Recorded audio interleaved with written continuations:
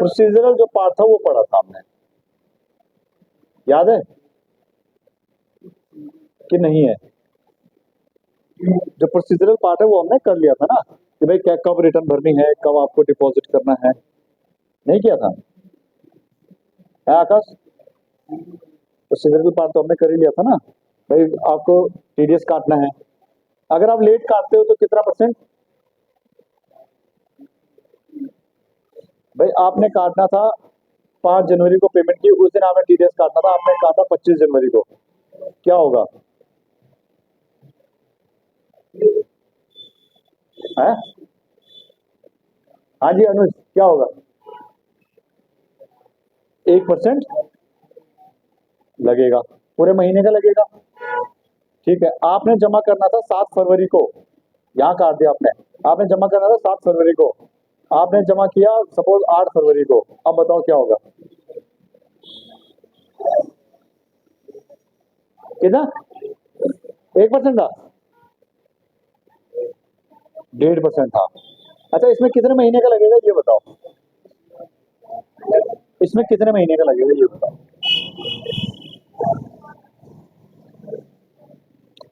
इसमें कितने महीने का इंटरेस्ट लगेगा?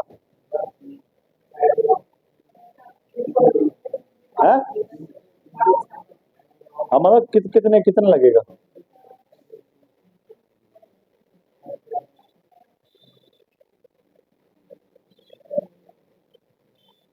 कब करना था जमा? 8 फरवरी को करना था, तुमने 30 मार्च को किया, और बताओ, चलो अब बताओ।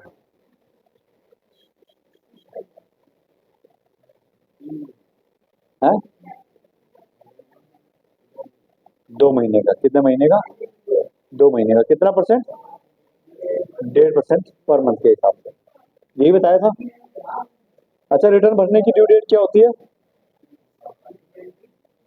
ये है महान इंसान, क्या होती है ड्यू डेट रिटर्न भरने की? रिटर्न मंथली जाती है, इसकी क्वार्टरली जाती है? इसकी मंथली जाती है, ये और महान है। हाँ, क्वार्टरली जाती है, very good. April to June पहला क्वार्टर होगा, इसकी रिटर्न कब जाएगी? कौन सी जुलाई? 31 जुलाई। अगस्त टू सितंबर, अगस्त टू सितंबर दूसरा क्वार्टर होगा, इसकी रिटर्न कब जाएगी? 31 अक्टूबर। अक्टूबर टू दिसंबर तीसरा क्वार्टर होगा,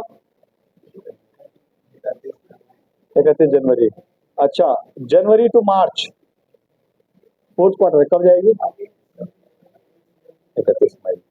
इसमें थोड़ा टाइम ज्यादा मिल जाता है। हर महीने में आपने जो टीडीएस काटा है अगले महीने की 7 तारीख को जमा करना होता है।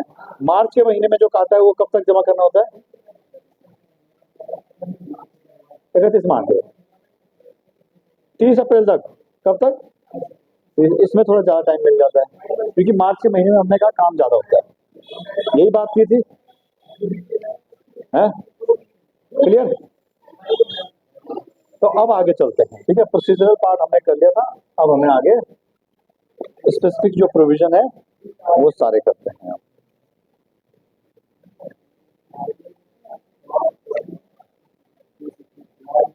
चलो भाई आ जाओ। पहला है write a note on deduction of tax at source with regards to salary income. सबसे पहले कौन सी इनकम की बात करेंगे? Salary income. हर कोई सैलरी वालों के पीछे ही पड़ा है, जैसा पता नहीं इन्होंने कितना कमा दिया। जैसे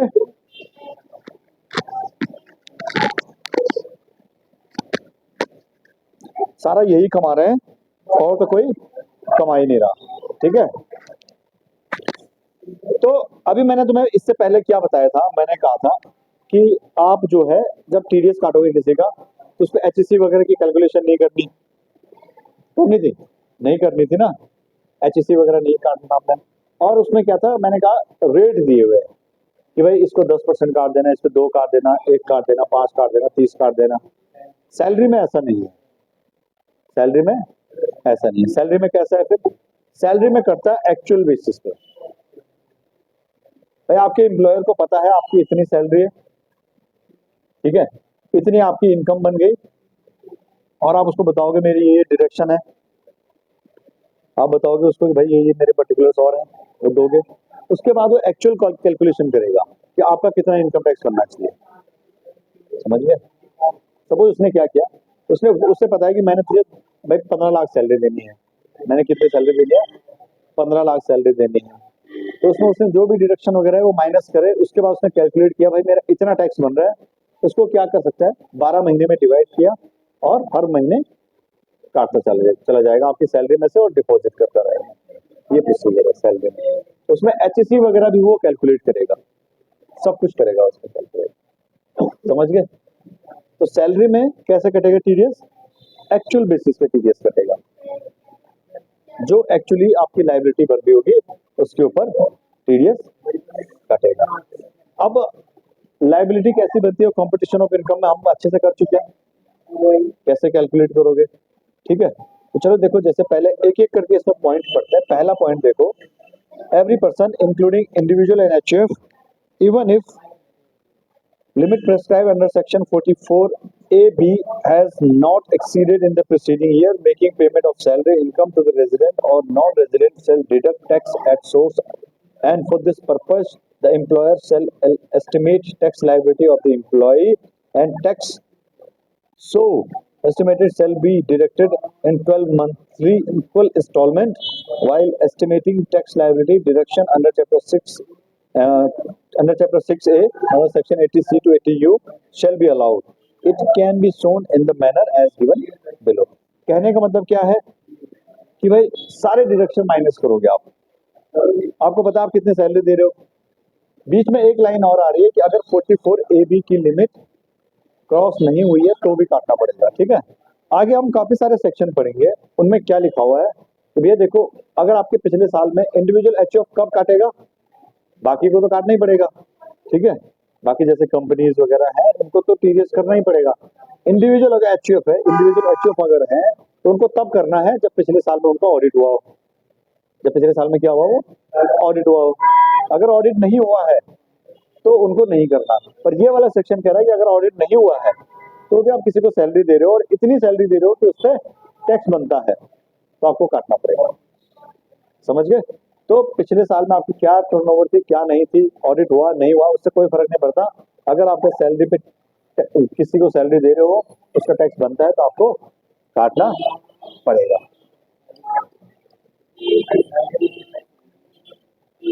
सैलरी अगर कम है, सब 2 लाख रुपए सैलरी दे रहे हो तो क्यों टीडीएस काटोगे उसका? एक्चुअल बेसिस पे, तभी तो बोला कि अगर बनता है तो काटो, नहीं बनता है मत काटो, जितना बनता है उतना काटो, कम काटोगे तो हम तुम्हें नहीं छोड़ेंगे।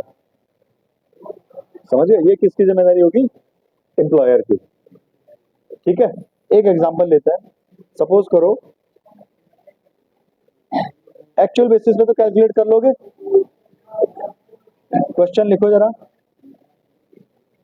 Mister x is employed in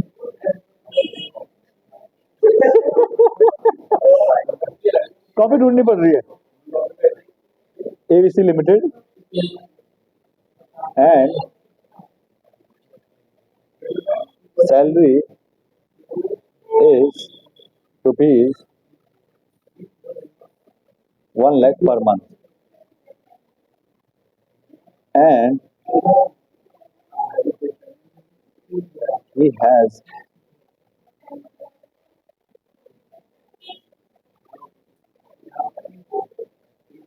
एक काम करते हैं, इसको छोड़ो, आप एंड वाले पार्ट को छोड़ो।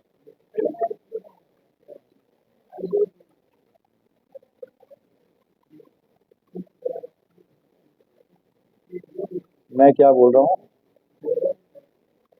Calculate TDS to be deducted.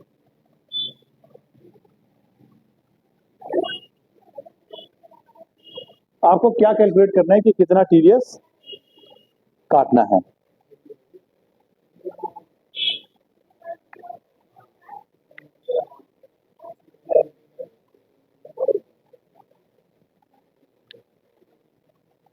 निकालो जरा, कैसे निकालेंगे?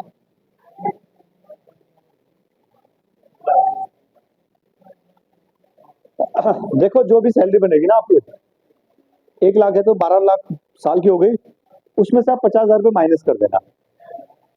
स्टैंडर्ड डिडक्शन सेक्शन 16(1)(a) कराया भी था तुम्हें एक दिन, जिस दिन सैलरी थोड़ा सा कराया था, उसका मैंने सैलरी छोड़ दिया था कराना। तो जो जितनी भी आपकी सैलरी बनेगी आप 50,000 रुपये माफ कर रहे हैं उसमें से, ठीक है, 50,000 कम कर देना, वो स्टैंडर्ड डिडक्शन है। ग्रॉस सैलरी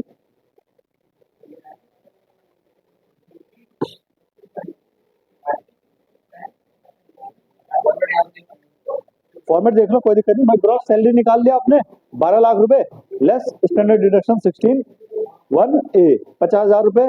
उसके बाद आपकी बन गई income under the head salary. उसके बाद less deduction under chapter 6A कुछ होंगे नहीं। उसके बाद आप क्या करोगे, उसको टोटल इनकम आपकी वही निकल गई, उसके ऊपर आप टैक्स निकालो, बिल्कुल ऑफ कोर्स, ठीक है। और मैं क्या बता रहा था कि आपको एक तो अच्छा, जो मैं 50,000 बता रहा हूँ ना वैसे वो बढ़ गया है, ठीक है। अब जो अब इस साल की आपने रिटर्न भरेंगे आगे, वो बन गया है 75,000। पर चलो कोई बात नहीं, अभी आप 50 से ही करो, ठीक है। हम पिछले साल के निकाल रहे हैं, तो 50 से निकालो, अब बढ़ के वो 75,000 हो गया।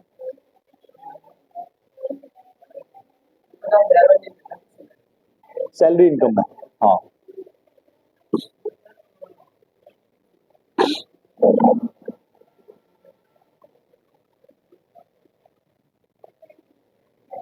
आपने कितनी निकाल दी? सबसे पहले आपने निकाल the gross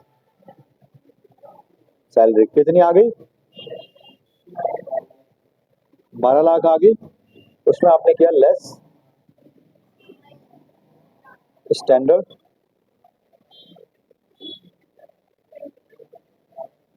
deduction under section 16(1)(a) कितना? 50,000, ठीक है। उसके बाद आपके आ गई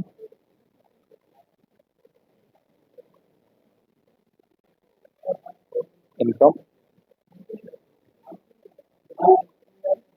अंडर द हेड सैलरी, कितनी आ गई? 11,50,000, ठीक है। ये निकल गया आपकी ग्रॉस टोटल इनकम, कितने? 11,50,000। उसके बाद आपने लेस किए deduction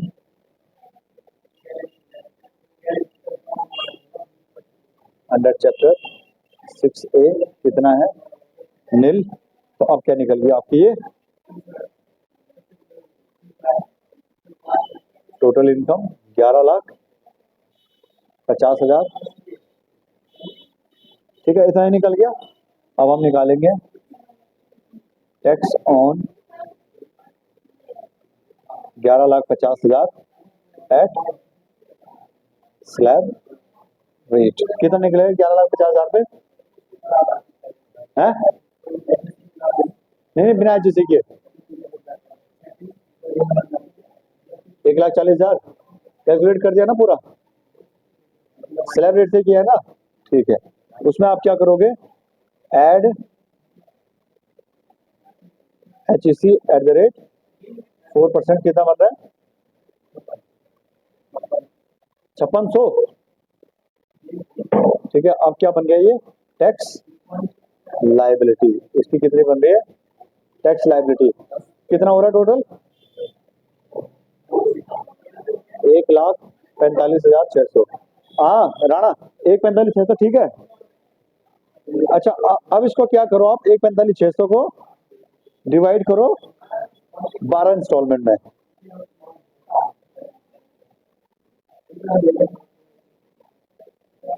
monthly instalment shall be 1,45,600 divide by 12, कितनी बन रही है? हैं? 12,100। आप इतना इसका टीडीएस काटते रहो हर महीने और जमा करते रहो, ठीक है। अच्छा अब दूसरा मुझे एक चीज बताओ, अब क्या हुआ, जैसे 1 लाख रुपए सैलरी थी इसकी, अप्रैल मई जून में तो 1 लाख थी, इसने झंडे गाड़ दिए, कंपनी में बढ़िया काम कर दिया, जुलाई से इसकी 2 लाख होगी, फिर तो सिंपल सी बात है, अप्रैल मई जून की सैलरी 1-1 लाख से कैलकुलेट कर लो और उससे आगे 2-2 लाख से। हाँ, मतलब कैलकुलेट ऐसे करना आपने, भाई 3 महीने की सैलरी निकाली, 3 लाख रुपए वो हो गए, फिर आगे बढ़ गया तो वहां पे दोबारा कैलकुलेट कर लो, वहां पे इंस्टॉलमेंट बदल दो, क्योंकि अप्रैल मई जून में तो आप टीडीएस काट चुके होंगे ना, है कि नहीं है?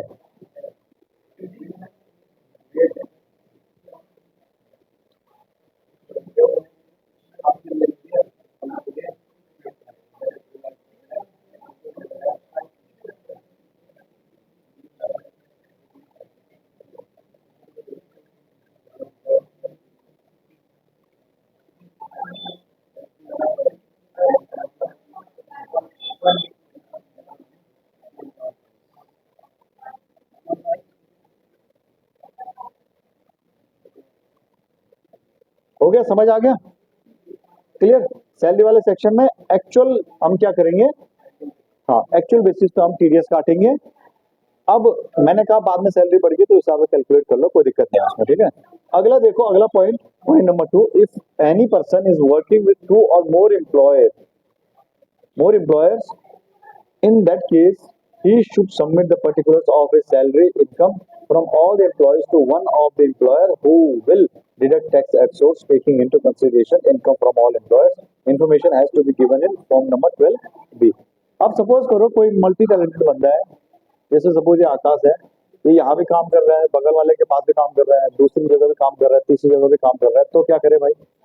अब ऐसे में तो हर बंदा अपने अपना कैलकुलेट करके काटेगा टीडीएस, ठीक है?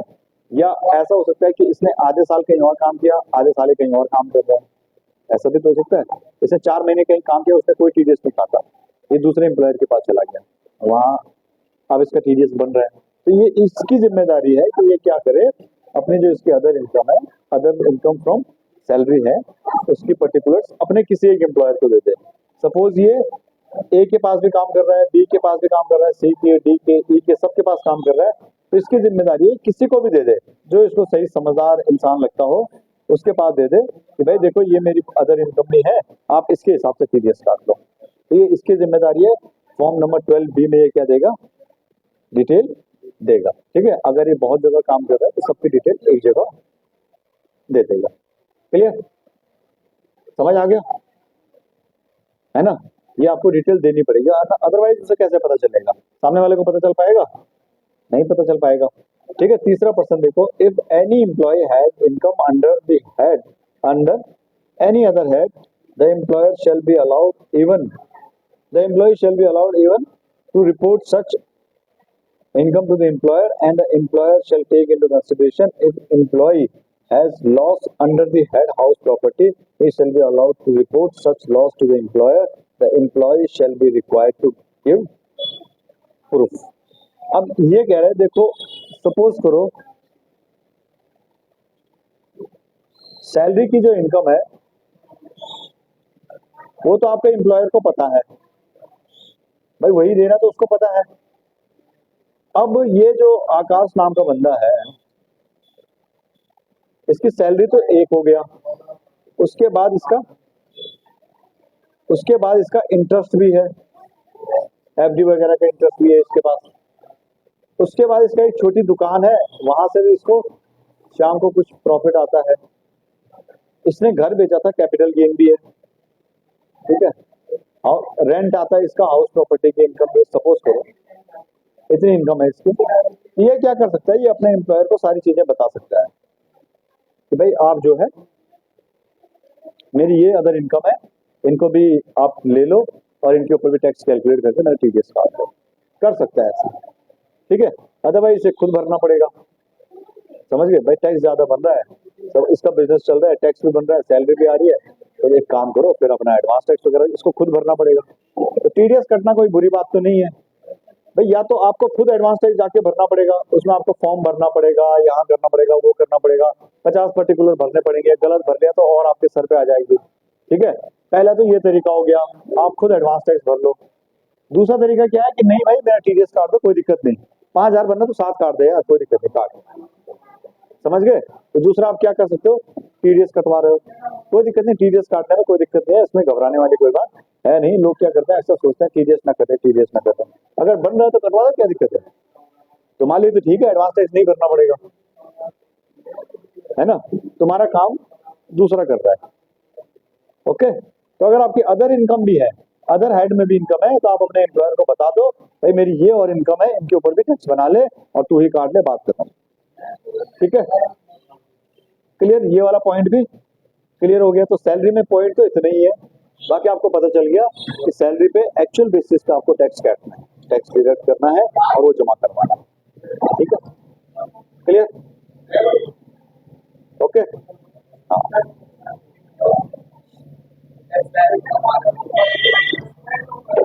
टैक्स लाइबिलिटी को, हाँ तो फिर मंथली काटो ना उसका टीडीएस, इसलिए क्या है? भाई सपोज करो यहाँ पर आप एक्चुअल बेसिस का मतलब क्या हुआ, पहले आपने एक्चुअली कैलकुलेट कर दिया इसका कितना टैक्स बनेगा, 1,45,600 इसका टैक्स बनेगा, उसको अब उससे 1,45,000 एक ही बारे में काटोगे तो बंदा मर नहीं जाएगा। तो बोला एक काम करो, इसको 12 हिस्सों में डिवाइड कर लो और महीने की महीने 12,133 रुपए काटते रहो।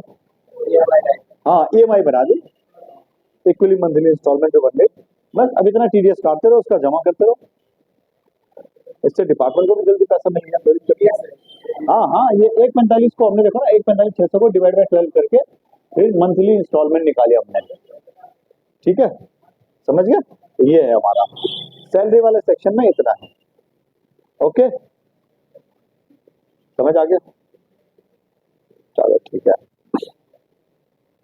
अब एक काम करो, सैलरी वाले सेक्शन के बाद मैं बताता हूँ तुम कौन सा सेक्शन निकालो।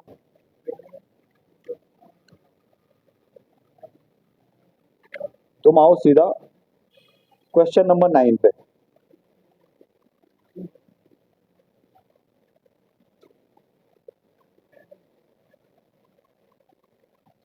निकाल दिया?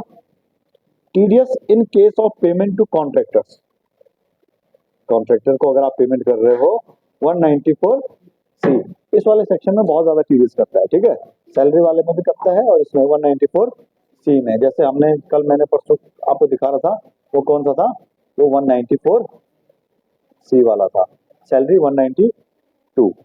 ठीक है, तो क्या कहता है, every person responsible for making payment to resident contractor in connection with any work shall deduct tax at source at 2% and in case of payment to individual or HUF the rate of TDS shall be 1%. The tax shall be deducted at source only if the amount being paid in exceeding 30,000 or amounts paid or payable during a particular financial year to a particular person exceeds 1 lakh. ठीक है, अब इसको आराम से समझते हैं। पहले भाई ये है एबीसी लिमिटेड, ठीक है, सपोज ये क्या काम करती है, ये मैन्युफैक्चरिंग करती है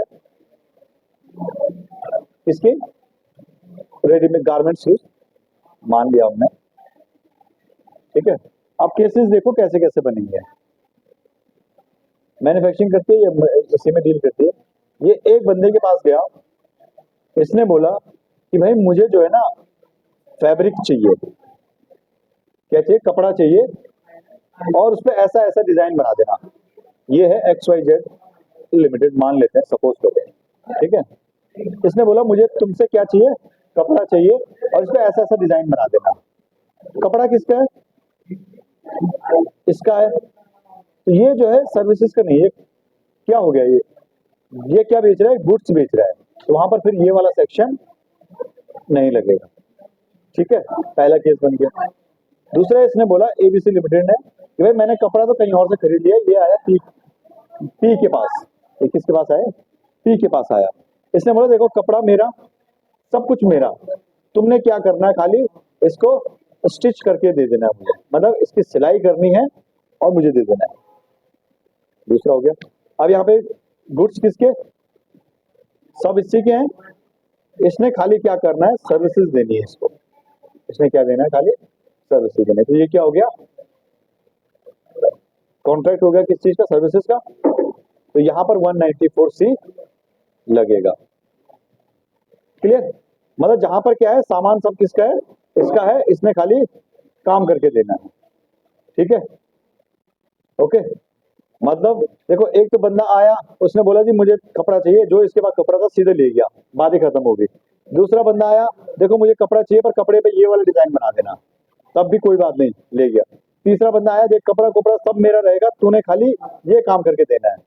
या यही मान के चल लेते हैं, यही वाला एग्जाम्पल लेते हैं हम। इसने बोला कपड़ा मेरा है, तूने खाली ये डिजाइन बना के देना है, तेरा काम खाली किसका है, डिजाइन बनाने का, तब भी क्या है, 194C एप्लीकेबल है। ठीक है, मतलब ये कॉन्ट्रैक्ट हो गया सर्विसेज का, ये इस उसमें आ जाएगा। ठीक है, क्लियर हो गया इतना, समझ गए। भाई जैसे आप कई बार जाते हो, आपने क्या किया, आपने क्या किया भाई, किसी फर्नीचर वाले के पास गए, आपने बोला मुझे बेड बनवाना है। एक तो हो गए, वहां गए, देखा जो बेड है वो सेलेक्ट किया और आ गए वापस। दूसरा आपने बोला देखो मुझे बेड बनाना है, लकड़ी सब तुम्हारी है, तुम एक काम करना, इसको ऐसे ऐसे ऐसे बना देना, डिजाइन बना देना। दूसरी कैटेगरी ये हो गई, तो ये भी क्या है, सीधा परचेज ही है। ठीक है, गुड्स परचेज कर रहे हो, सीधी सी बात है, थोड़ी उसने कराकारी करने में क्या फर्क पड़ गया। तीसरा आपने बोला भाई लकड़ी मैं लाऊंगा घर से, सब सामान मेरा रहेगा, अपने सामने बनवाऊंगा, तूने सिर्फ बनाना है और मैं बताऊंगा कैसे बनाना है, डिजाइन मैं बताऊंगा। तो उस टाइम उसमें क्या हो गया, आप फिर कॉन्टेक्ट कर रहे हो किस चीज का, सर्विसेज का, ऊपर आप गुड्स ले रहे थे उससे। ठीक है, तो इस केस में आपको 194C एप्लीकेबल है, पर कब है, कब है, जब देखो आपने मिस्टर पी को कॉन्ट्रैक्ट दिया था, किसको दिया था, मिस्टर पी को दिया था, ये एक्सक्लूसिव किसी को भी दिया था, आपने उसे एक कॉन्ट्रैक्ट दिया, उसकी वैल्यू 30,000 से ज्यादा है, 30,000 से ज्यादा है, तो आप उसका टीडीएस काटोगे। या फिर एक कॉन्ट्रैक्ट 25,000 का है, एक 20,000 का है, एक और 20,000 का है, एक और 25,000 का है, और एक और 20,000 का है, अब जो है 1 लाख से ज्यादा चला गया, 1 लाख ज्यादा चला गया ना। तो पूरे साल में अगर 1 लाख से ज्यादा जा रहा है तो भी 194C लगेगा। ठीक है, और अगर सिंगल कॉन्ट्रैक्ट आपका 30,000 से ज्यादा है तो भी 194C लगेगा, तो भी आपको क्या करना पड़ेगा, टीडीएस काटना पड़ेगा। अब टीडीएस किस रेट से काटना पड़ेगा वो देखते हैं, क्या कहता है इसमें। टीडीएस के हैं दो रेट, एक तो हो गया 1%, एक हो गया 2%। अगर आपने जो कॉन्ट्रैक्ट दिया है, आपने जो कॉन्ट्रैक्ट दिया है वो आपने इंडिविजुअल को दिया है या फिर एचयूएफ को दिया है। अगर आपने कॉन्ट्रैक्ट जो दिया है किसको दिया है, इंडिविजुअल को दिया है और एचयूएफ को दिया है, तब तो लगेगा 1%। इनके अलावा किसी को भी दिया है उन पे लगेगा 2%। समझ गए। अब हमने बताया था आप पैन नंबर देख के भी पता कर सकते हो। कैसे, सपोज एक पैन नंबर है,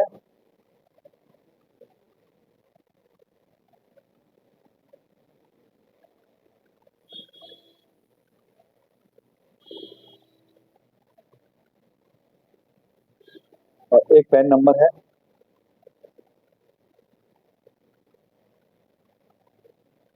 सपोज फॉर एग्जांपल। ठीक है, तो यहां पर ये जो है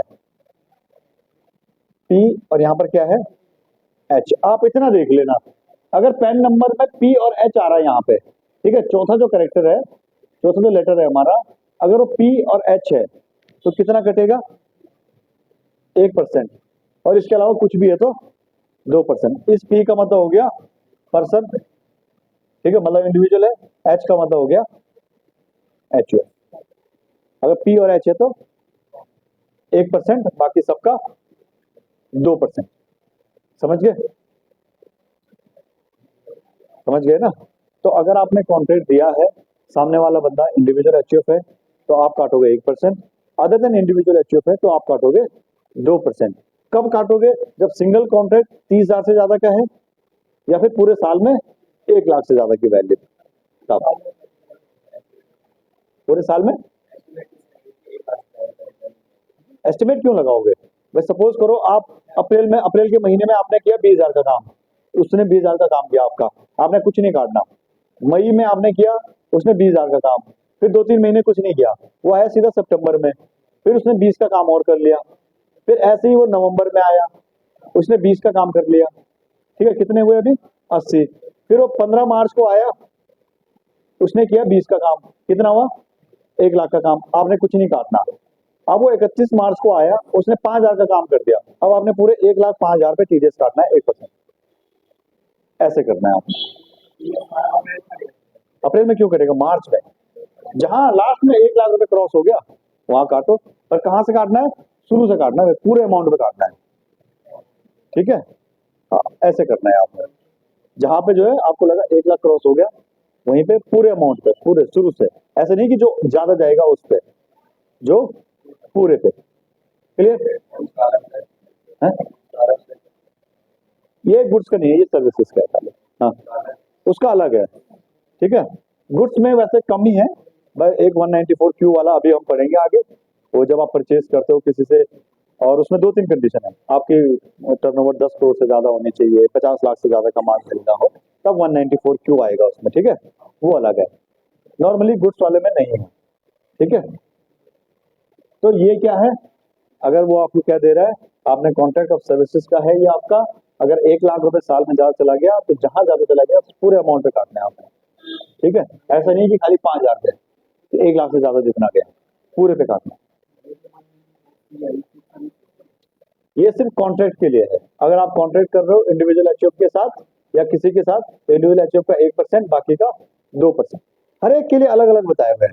कमीशन के जैसे सैलरी के लिए अलग बताया, उसके अलग सिस्टम से सारा एक्चुअल बेसिस पे काटना है, वैसे ही अगर कॉन्ट्रैक्ट किया है, वो आपको सर्विसेज दे रहा है, उस चीज का कॉन्ट्रैक्ट किया है, तो ये 1% और 2% वाला आ गया।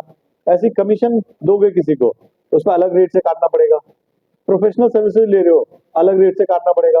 रेंट दे रहे हो, अलग रेट से काटना पड़ेगा। लॉटरी जीती है किसी ने, उसका अलग काटना पड़ेगा। ड्रीम 11 में जीता है, उसके अलग हिसाब किताब है, ठीक है। तो हर एक चीज के अलग अलग। गुड्स के केस में बता रहा हूँ, एक एक करके पढ़ते हैं अभी। वो गुड्स वाला 194 क्यू का है, थोड़ा सा वो अलग से करेंगे, ठीक है। उसमें भी अजीब सी कहानी है, पहले 2061H लेके आए थे टीसीएस वाला, फिर 194 क्यू लेके आए। उसमें क्या हुआ कि पहले टीसीएस, मैंने तुम्हें माल बेचा, सपोज मेरी 10 करोड़ की टर्नओवर है, 10 करोड़ से ज्यादा है पिछले साल में, तो मैं क्या करूंगा, 0.1% तुम्हारा टीसीएस तुमसे कलेक्ट करूंगा। फिर तुम्हारी भी 10 करोड़ से ज्यादा टर्नओवर है, तुमने मेरे से 50 लाख से ज्यादा का माल खरीद लिया, तो तुम फिर मेरा 1.1% टीडीएस काटोगे। वो दिक्कत हो रही थी कि भैया ये तो वही काम हो गया, मैं तुम्हारा काट रहा हूँ, तुम मेरा काट रहे हो। तो फिर गवर्नमेंट ने उसमें करेक्शन की कि भैया देखो, अगर 206C1H और 194Q दोनों सेक्शन लग रहे, तो एक काम करो, 206C1H को हटा दो वहां पे और 194Q में चलते रहो। तो वो पढ़ेंगे आराम से, कोई दिक्कत नहीं है, पर पहले 194C को आराम से समझते हैं, समझ गए, ठीक है। वैसे नॉर्मली गुड्स पे काय का टीडीएस लगाओगे, है ना, क्यों लगाना है उस पर, फिर तो सारी दुनिया वही करती रहेगी, है ना। 194C समझ आ गया, अभी अभी जितना पढ़ा उतना समझ आया। अभी और भी पॉइंट है इसमें, वो भी पढ़ेंगे हम, अभी बहुत पॉइंट है इसमें। एक समझ आ गया, समझ ये देख लो कि अगर आप किसी को कॉन्ट्रैक्ट दे रहे हो, एक और सिंगल कॉन्ट्रैक्ट 30,000 से ज्यादा का है तो आपने टीडीएस करना है, कम का है तो नहीं करना है। फिर अगर छोटे छोटे कॉन्ट्रैक्ट दे रहे हो, 1 लाख से ज्यादा, वरना लोग क्या करेंगे, 30,000 से ज्यादा का कभी कॉन्ट्रैक्ट बनाएंगे, 1 लाख का होगा तो 10 बनाएंगे छोटे छोटे, है ना। तो दिक्कत वाला काम, तो देखा पूरे साल में अगर 1 लाख भी है तब भी भैया ये सेक्शन एप्लीकेबल है, पूरे पे 1% टीडीएस काट दो, समझ गए, क्लियर। अभी तक यहाँ समझ आया। इंडिविजुअल एचयूएफ है तो 1% काटना है, और अदर देन इंडिविजुअल एचयूएफ है तो 2% काटना है टोटल अमाउंट का। ये नहीं कि यहाँ पर 5,000 हुआ था, 1 लाख से ज्यादा 5,000 था तो 5,000 पे काटेंगे ना, 1,05,000 पूरे पे काटो, बात है। पूरे साल में जितना है उतना सारे पे काटो, बिल्कुल बिल्कुल, वो स्पेशल प्रोविजन तो है ही है। हाँ हाँ, अभी पढ़ेंगे, वो टीडीएस में भी है, टीसीएस में भी है, नहीं दोगे तो फिर तो भैया फंसोगे पूरे, ठीक है। अभी एक प्रोविजन और पढ़ेंगे हम, अगर उसने पिछले से पिछले साल के आईटीआर में बनी तो वो वाला भी प्रोविजन पढ़ेंगे अभी, ठीक है। पर मैं एक एक करके पढ़ाना चाहता हूँ ताकि तुम्हारा जो है माथा खराब ना हो जाए, ठीक है। तो अब इसका दूसरा पॉइंट देखो, एन इंडिविजुअल और HUF shall be required to deduct tax at source only if turnover in case of business has exceeded 1 crore and gross receipt in case of profession exceeds 50 lakh during the financial year immediately preceding the relevant year। मैं बता रहा था अभी कि कुछ section ऐसे हैं जिनमें जो है अगर पिछले साल में आपका ऑडिट हुआ है तो ही आपको क्या करना है, टीडीएस करना है, नहीं तो नहीं करना है। ये सेक्शन भी उसी में है। अगर आपका पिछले साल में ऑडिट हुआ है तो आपको इस साल में टीडीएस करना है, वरना नहीं करना, वरना आप कॉन्ट्रैक्ट किए जाओ, कोई दिक्कत नहीं। समझ गए? ये सेक्शन आपके लिए एप्लीकेबल नहीं है। मतलब आपका पिछले साल में टर्नओवर ही 20 लाख थी और आप किसी को माल दे रहे हो बनाने के लिए और वो 30,000 से ज्यादा का भी है, अगर कॉन्ट्रैक्ट 30,000 से ज्यादा की भी पेमेंट है आपकी, तो भी कोई दिक्कत नहीं, आपको टीडीएस करने की जरूरत नहीं। इंडिविजुअल एचयूएफ को खाली पहले देखो, कंफ्यूज मत होना। पहले हमने जिसके साथ कॉन्ट्रैक्ट किया था, जो सर्विसेज दे रहा था, वो हमने बोला था इंडिविजुअल एचयूएफ है तो 1%।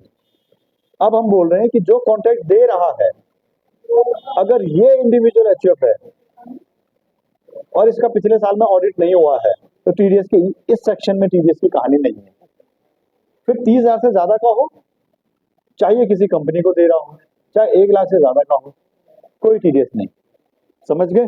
अगर ये बंदा इंडिविजुअल एचयूएफ है और पिछले साल में इसका ऑडिट नहीं हुआ था तो ये सेक्शन एप्लीकेबल नहीं। समझ गए? अगर कंपनी था तो तब तो करना पड़ेगा, तब तो टीडीएस काटना ही पड़ेगा भाई। वो सिर्फ इसके लिए है, इंडिविजुअल एचयूएफ के लिए, अगर ऑडिट नहीं हुआ था तो। ठीक है? अगर ऑडिट नहीं हुआ था, इंडिविजुअल एचयूएफ है तो टीडीएस नहीं करना। अगर ऑडिट हुआ था तो करना पड़ेगा भाई। सिंपल। कब देखेंगे? पिछले साल में। भाई सपोज करो आप बैठे हो 23-24 में, तो ऑडिट हुआ होगा तो कब हुआ होगा भाई? 22-23 में। ठीक है? दूसरा पॉइंट ये कह रहा है। तीसरा पॉइंट कह रहा है, no individual HUF shall deduct tax expense under this section if amount is paid for personal purpose of such individual or HUF। मतलब कहने का ये है कि एक तो बंदा था, उस बिजनेस था उसका, तो उसने कपड़े सिलने के लिए दिए। ठीक है? एक बंदा है जिसने खाली अपनी कोट पैंट सिलने के लिए दिए 4 सूट, 5 सूट दे, 6 सूट दे दी। सपोज करो 6 कोट पैंट तो आजकल कोई भी पहन लेता है, वैसे होते ही है लोगों के पास ना, हमारे पास नहीं है, बात अलग है, लोगों के पास तो होते ही है भाई। एक की अगर सिलाई 10,000 भी मांग लो तो 6 की 8,500 हो गई, पर वो क्या है, वो पर्सनल पर्पज के लिए है, तो उस केस में टीडीएस नहीं कटेगा। ठीक है? कहीं तुम जाके दर्जी को बोलो भाई ये ले तो 1% तो मैंने टीडीएस काट दिया, ठीक है, फिर वो तुम्हें बोलेगा लाओ मेरा सर्टिफिकेट लाओ, फिर फंसोगे तुम टकरा। ठीक है? तो वहां टीडीएस नहीं करना जहां पर्सनल पर्पज के लिए तुमने कोई कॉन्ट्रैक्ट किया। ठीक है? या सपोज करो घर में छोटी मोटी रिपेयर करने के लिए तुम्हें ठेका दे दिया अपने घर का, छोटा मोटा 40,000 रुपए का काम करवाएगा, तो टीडीएस नहीं कटेगा किसी मिस्त्री का, वरना सारे मिस्त्री भाग जाएंगे लाइन से, है ना, सबका टीडीएस करोगे तो। पर अगर वही बिजनेस का काम है तो भैया फिर टीडीएस आपको करना पड़ेगा। ठीक है? ये वाला भी पॉइंट क्लियर हुआ। अब देखो इसमें कॉन्ट्रैक्ट के बारे में कुछ कह रहा है। क्या कह रहा है? Contract for this purpose shall include every type of contract, चाहे वो एडवर्टाइजमेंट का कॉन्ट्रैक्ट है, broadcasting, telecasting, carriage of passengers by any other mode transport, catering contract है, कॉन्ट्रैक्ट ऑफ कंस्ट्रक्शन हो गया, कोरियर सर्विसेज का हो गया, maintenance of plant and machinery का हो गया। मैं सपोज करो तुमने बोला देखो ऐसा है, मेरे यहाँ पर है 100 मशीनें, ठीक है, अब मैं बार बार कुछ खराब होता रहता है, अब कभी ये खराब कभी वो खराब, तो एक काम करते हैं सीधा कोई फर्म है, कई बार होती है ऐसी फर्म है, ठीक है, जो बोलती है भाई हमें क्या करो, एएमसी दे दो, हमें एनुअल मेंटेनेंस चार्जेस का ठेका दे दो सीधे। भाई चाहे एक बार खराब हो चाहे 50 बार खराब हो, तुम हमें साल का 2 लाख रुपए पेमेंट कर देना, हम जब भी होगा ठीक करके आएंगे आपको।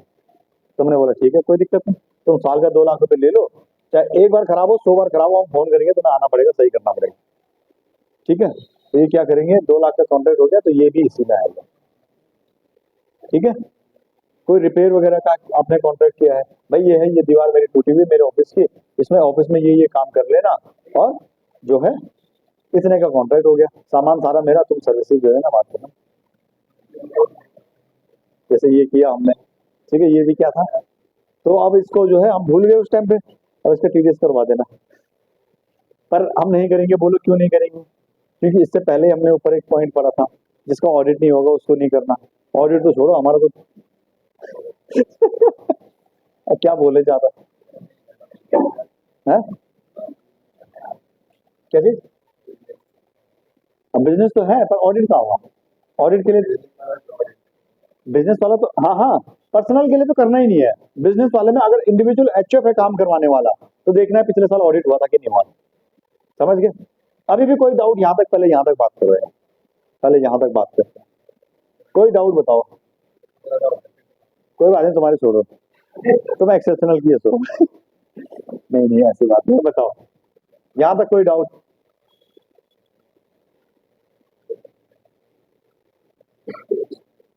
कोई डाउट? चलो ठीक है, कुछ पूछ रहा हूँ।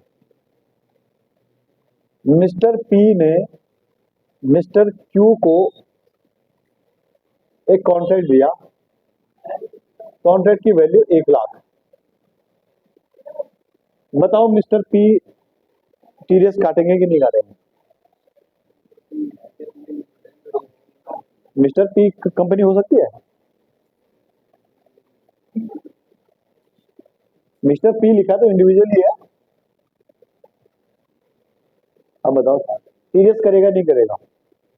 क्यों? क्योंकि मैंने ये नहीं कहा कि इसका पिछले साल में ऑडिट हुआ है कि नहीं हुआ। मैंने ये भी नहीं कहा कि ऑफिशियल पर्पस के लिए कि पर्सनल पर्पस के लिए। ठीक है। अब मिस्टर पी ने मिस्टर क्यू को कॉन्ट्रैक्ट दिया, कॉन्ट्रैक्ट की वैल्यू 1 लाख। मिस्टर पी का बिजनेस चल रहा है, उसका ऑडिट हुआ था, पर ये जो कॉन्ट्रैक्ट दिया था ये घर का काम करवा रहे थे, क्योंकि पर्सनल पर्पस आ गया। ठीक है। अब मिस्टर पी ने इसको कॉन्ट्रैक्ट दिया 1 लाख की वैल्यू, ऑडिट नहीं हुआ था ऑफिस के पर्पस के लिए। अब बताओ? नहीं। ठीक है।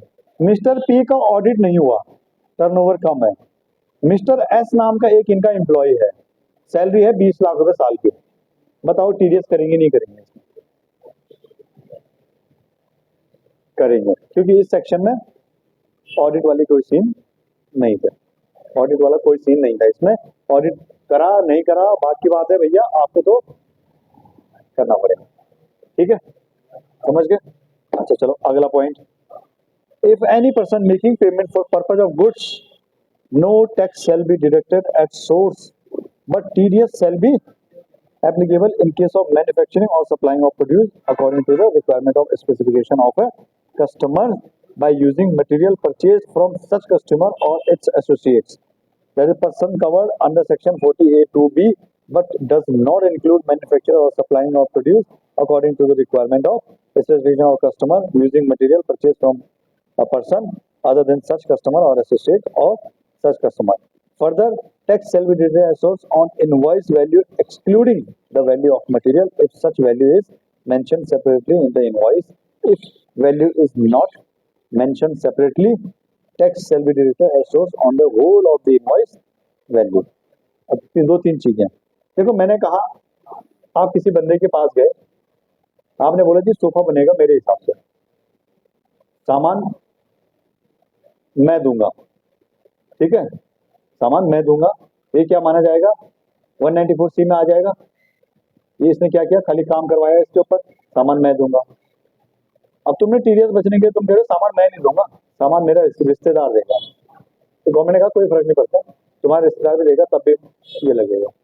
ठीक है, तो 48(2) भी वही है। ठीक है, कि अगर तुम्हारा रिलेटिव भी दे रहा है तब भी तुम ही माने जाओगे भाई साहब।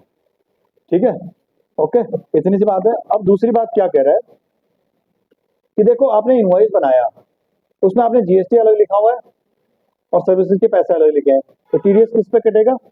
खाली जो सर्विसेज के पैसे है, ये पेमेंट तो गवर्नमेंट को जानी है, इस पे क्यों टीडीएस काटे? अगर आपने इनवॉइस बनाया, टैक्स कहीं अलग से लिखा ही नहीं है, सब इंक्लूड कर रखा है उसी में, तो भैया तब तो टोटल इनवॉइस वैल्यू पे कटेगा। ठीक है, अगर आपने इनवॉइस बनाया, कौन बनाएगा इनवॉइस? जिसने काम किया है। भाई मिस्टर पी ने मिस्टर एस को काम करने के लिए दिया था, तो मिस्टर एस इनवॉइस बनाएगा, मिस्टर पी को देगा कि भाई तेरा काम किया था, ये पैसे दे दे यार। तो मिस्टर पी फिर क्या करेंगे? पेमेंट करेंगे। अगर उस इनवॉइस में मिस्टर एस ने जीएसटी अलग से लिखा हुआ है, तो आप जीएसटी पे टीडीएस नहीं करोगे, आप फिर बेसिक अमाउंट पे टीडीएस करोगे। अगर नहीं लिखा हुआ है तो फिर टोटल अमाउंट पे। क्लियर हुआ कि नहीं हुआ? क्लियर? अब एक पॉइंट इसमें और आते हैं नीचे। अभी एक आपने क्या किया, आप हो उत्तराखंड में, आपने माल भेजना है मुंबई, कहाँ भेजना है? मुंबई। अब कंधे पे ले जाके खुद तो जाओगे नहीं, बीच में आएंगे ट्रांसपोर्ट एजेंसी। कौन आएंगे? ट्रांसपोर्ट वाले आएंगे, ट्रांसपोर्टर आएगा, आप अपना माल इसको दोगे, ये यहाँ पहुंचा देगा। ठीक है, तो ये आपने क्या कर दिया? कॉन्ट्रैक्ट कर दिया। इसने बोला जी, आपने बोला कितने पैसे?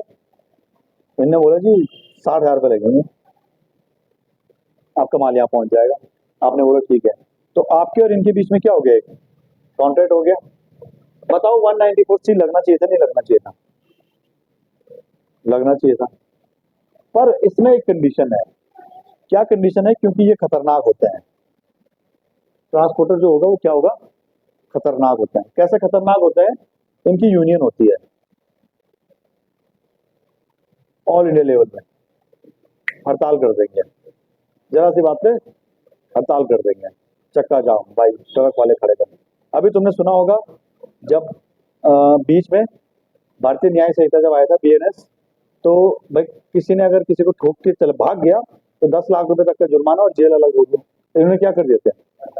हड़ताल कर दिए, ट्रक सारे खड़े कर दिए, बाकी ले। तो फिर होम मिनिस्टर साहब को बोलना पड़ा, भाई साहब ऐसा है, अभी रुक जाओ, अभी वो सेक्शन हमने हटा दिया है। तो फिर ये काम करने लग गए।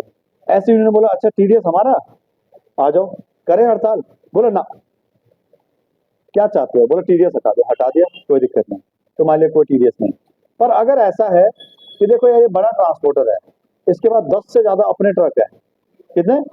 10 से ज्यादा ट्रक है इसके पास अपने, तो फिर 1% TDS कटवा देना, यार क्या दिक्कत है? तो TDS कटवा देना। बोला ठीक है, तब कटवा देंगे। पर अगर 10 से कम तुम्हारे अपने ट्रक जो है 10 से कम है तो फिर नहीं कटेगा। अगली लाइन वही पढ़ते हैं, देखो कैसे घाटा, कैसे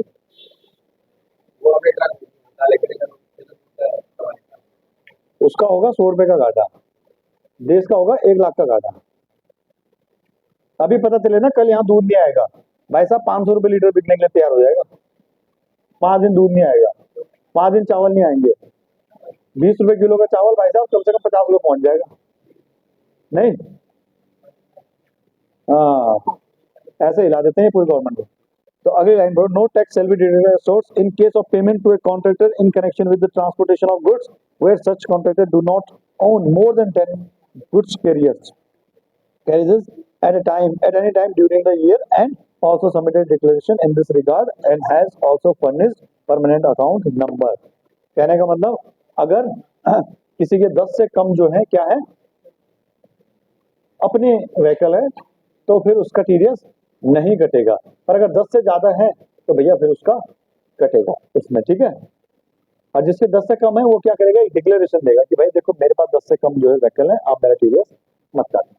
क्लियर हो गया? समझ गए? ओके।